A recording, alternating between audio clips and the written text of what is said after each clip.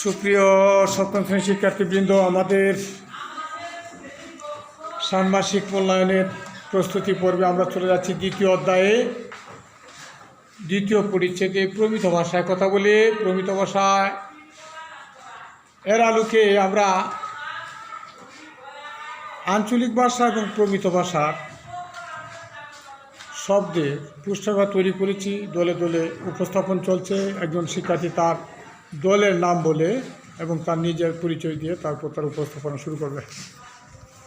আসসালামু আলাইকুম, আমার দলের নাম পূর্বী, শ্রেণী সপ্তম, বিষয় বাংলা, তারিখ 20/5/2024। দলীয় কাজের পোস্টার, পেপার প্রদর্শন ও উপস্থাপন। আঞ্চলিক ভাষা তাইলে চলবো, প্রমিত ভাষা তাহলে চলবে। আঞ্চলিক ভাষা কেন, প্রমিত ভাষা কেন। আঞ্চলিক ভাষা হইতে পারে, প্রমিত ভাষা হতে পারে। আঞ্চলিক ভাষা কি হয়েছে, প্রমিত ভাষা কি হয়েছে। আঞ্চলিক ভাষা দেখেন নাই, প্রমিত ভাষা দেখছেন না।